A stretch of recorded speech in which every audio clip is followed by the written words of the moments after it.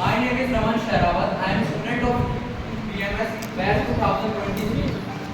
सबसे पहले आप सभी को हार्दिक शुभकामनाएं नाग पंचमी और चरक जयंती की।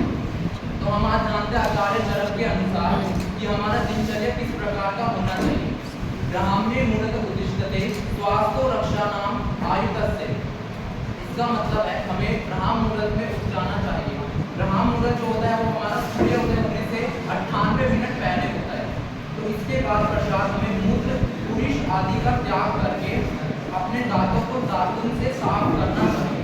दातुन के बारे में जो आचार्य चरक ने बताया उसका रस जो है हमारा वो कटु कषाय और तिक्त होना चाहिए। उसके बाद उसकी जो मोटाई है वो हमारी कनिष्ठ उंगली के बराबर और जो उसकी लंबाई है वो 12 अंगुल होनी चाहिए। उसके बाद जो हमारे दातुन करने के बाद हम लोगों को अभ्यंग करना चाहिए। अभ्यंग का मतलब है ऑयल मसाज। वैसे तो हमें पूरे शरीर में अभ्यंग करना चाहिए, लेकिन आचार्य ने विशेष रूप से 3 स्थानों का नाम बताया है कि सिर, कान और हमारे पैर के तलवे। इन तीनों पे हमें विशेष रूप से डेली अभ्यंग यानी कि ऑयल मसाज करना चाहिए। अभ्यंग करने के बाद हमें व्यायाम करना चाहिए यानी कि एक्सरसाइज करनी चाहिए। एक्सरसाइज का भी 2 ऋतु के अंदर हमें ये बताया गया है कि अपनी शक्ति से आगे हमें एक्सरसाइज करना चाहिए, शीतकाल और हमारा वसंत ऋतु में। उसके बाद उसके पश्चात हम लोगों को नहाना चाहिए। स्नान के में भी आचार्य ने ये बताया है कि हम लोगों को ज़्यादा गर्म पानी से नहीं नहाना चाहिए। अगर हम लोग गर्म पानी से नहाते हैं तो इससे हमें हमारे सिर पे और हमारे नेत्र में प्रॉब्लम क्रिएट होता है, हमारा हेयर फॉल होता है, आई विजन हमारा के कम होता है, आंखों की दृष्टि कम होती है।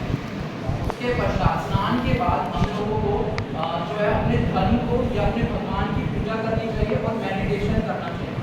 उसके पश्चात सुबह 7 से 9 बजे के बीच में हमें एक हेल्दी और लाइट ब्रेकफास्ट करना चाहिए और वो कभी भी स्किप नहीं करना चाहिए ब्रेकफास्ट को।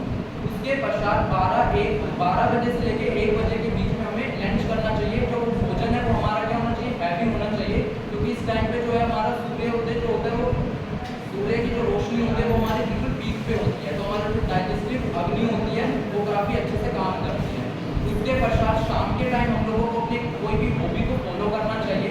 उसके बाद जो रात का खाना है वो सूर्यास्त से पहले करना चाहिए और रात को समय से सो जाना चाहिए। मनुष्य को स्वस्थ रहने के लिए इन सभी कार्य को, इन सब बातों को अपने डेली रूटीन में दिनचर्या में पालन करना चाहिए। धन्यवाद।